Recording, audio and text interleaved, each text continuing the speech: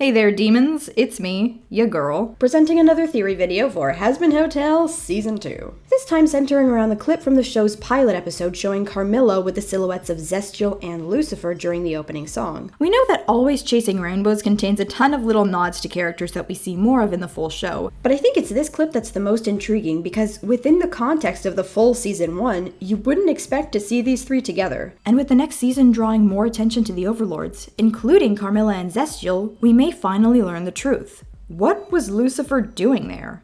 Well, let's dive into it, shall we? For those of you who haven't seen Scrambled Eggs in a while, here's what we know about Carmilla and Zestial. Zestial is very old, even by Overlord standards, and a long time and very dear friend of Carmilla's. Carmilla is known as the top weapons dealer in Hell, selling angelic weapons made from the same material as the arms that the exorcists used during the exterminations, the only material that can kill sinners permanently. We even see her daughters collecting angelic steel from dead sinners' bodies in the pilot. It's unclear what Earth setting she died in or how long ago it was, but the other overlords seem to respect her plenty. It is only one audacious little bitch who challenges her right to lead the meeting. In addition, Velvet is represented as going against all the other overlords here, not just Carmilla and Zestial when she sings Respectless. She is in the minority. No one agrees with her over Zestial by the end. And of course, we also know that Carmilla and Zestial had their debuts in the Hazbin Hotel pilot just after the extermination, doing normal hell demon things alongside Lucifer. This appearance is pretty significant, both because at this point Lucifer was still spending most of his time cooped up in his workshop making rubber ducks, and because this is during the pilot, which occurs directly after an extermination. He must trust Carmilla and Zestial, or at least one of them, an awful lot to stay with them during an extermination. Even though the exorcists aren't really a threat to him, and neither are sinners, he kind of hates sinners. I can only imagine he puts these two on quite a pedestal compared to most to spend time with them at all, let alone under such serious circumstances. We've already seen in the past that little details like this in Vivian Medrano's shows are very intentional and hint at future plot points, so I have no doubt that this little clip will pay off later.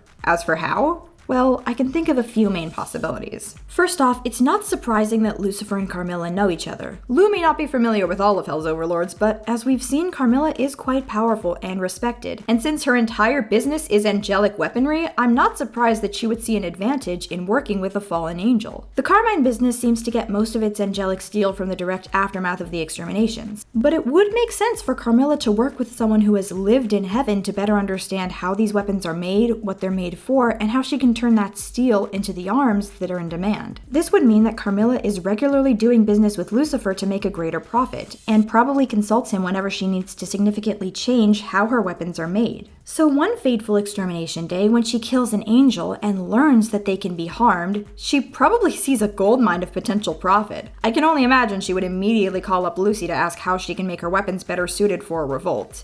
He would be less than thrilled by the idea. Lucifer knows that Charlie is a lot like her mom. If Hell planned an uprising, she would take part in it, maybe even lead it, and Heaven would go after her, as we see in the finale. He encourages Carmilla to rethink this. An uprising would have little chance of success and put all of Hell in grave danger, including her daughters. As a fellow parent, he would be able to make her see his side of things and convince her to keep the exorcist's death a secret. Carmilla explains in Whatever It Takes that the bloodshed of a rebellion would put her daughters in danger.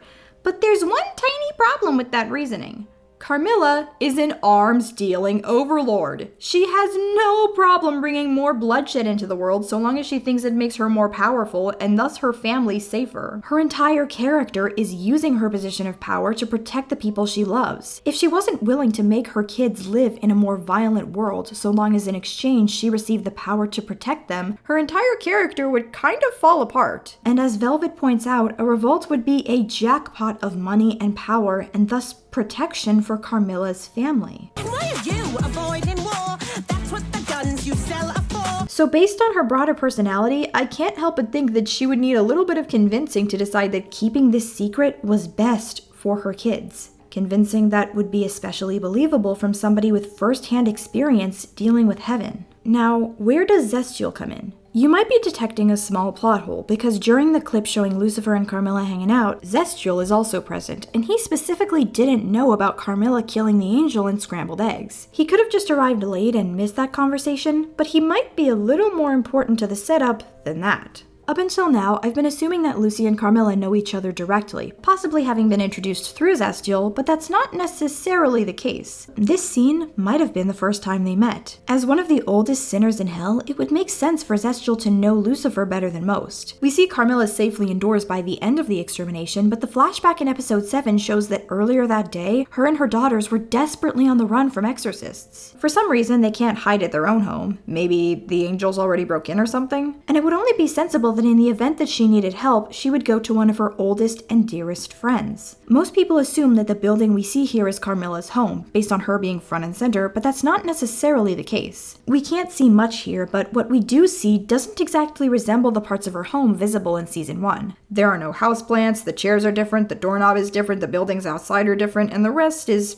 too dark to make any comparisons. Yes, maybe this is the result of style changes between the pilot and show, but we don't know that. This could be where Zestial lives. If Lucifer is spending Extermination Day at Zestial's, this implies that they're pretty close. Maybe even that he wants to make sure Zestial is safe and doesn't get killed. He doesn't need to worry about Charlie and the Von Eldridges right now since they have a pardon from the extermination, but Zestial might be next on the list of people in Hell that Lucifer cares about, and one of the only sinners on that list. This would also further the fan theory that Zestial is actually Cain, Abel's brother, thus one of the first sinners in Hell and someone Lucifer and Lilith have known for a long time, which would explain why he has a soft spot for the guy. But whether or not that particular theory is true, Lou and Zestial are hanging out during the extermination when his dear friend Carmilla desperately comes knocking at his door. And this is when Carmilla and Lucifer meet for the first time. Carmilla, being the savvy businesswoman she is, sees the profitability in getting a fallen angel's help. Zestial leaves for a moment to get them tea or whatever. And once again, Lucifer convinces her to keep the dead exorcist a secret. I do think she's being sincere in the reason for her secrecy being concern for her daughters. I just don't think she came to that conclusion on her own. And in exchange for his expertise in angelic arms, she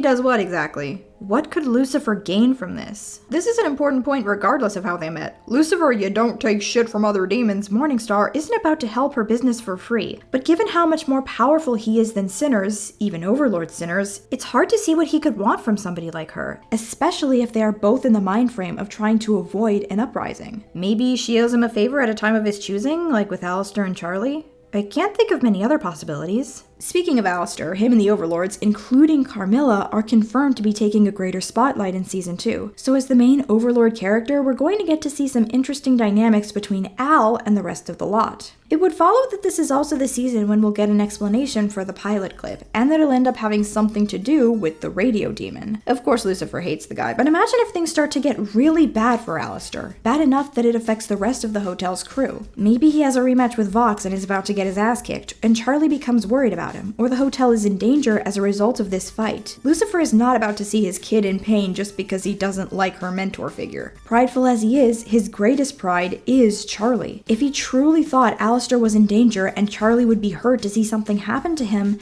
then he would step in. But he wouldn't be happy about it. Both Lucy and Al would be utterly humiliated if Lucifer came in and saved his rival Deus Ex Machina style. Al because of the loss of control, Lou because he would be indirectly admitting some fondness towards Alistair, even if that fondness was just not wanting to see his kid cry. Neither of them would want that situation. And Carmilla might be a way for him to help without making it obvious. This could be the favor that he ends up calling on her for, to defend Alistair, or maybe to give him a fighting chance. It would be interesting to see Lucifer torn between Charlie's well-being due to Alistair's manipulation and the connection she has formed with the guy. Since he's such a good manipulator, I think Lucifer would eventually start to trust him a little bit, even if he still hates his guts. It could also be a fun parallel and a nice use of irony to show Lucifer reluctantly using his favor to help Alistair, only for Alistair to use Charlie's favor in a way that would hurt her and her family. It might be a nice first step towards a friendship between the two of them. It might be an interesting power dynamic when Lucifer learns about Charlie's deal with Alistair. It might be a lot of things. Like a one-sided fight to the death.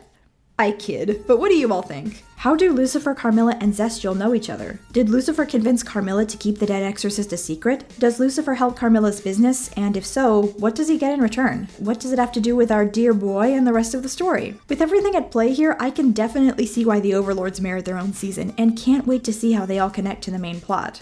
With that, I'll see you all next time. Later, Hellbeasts!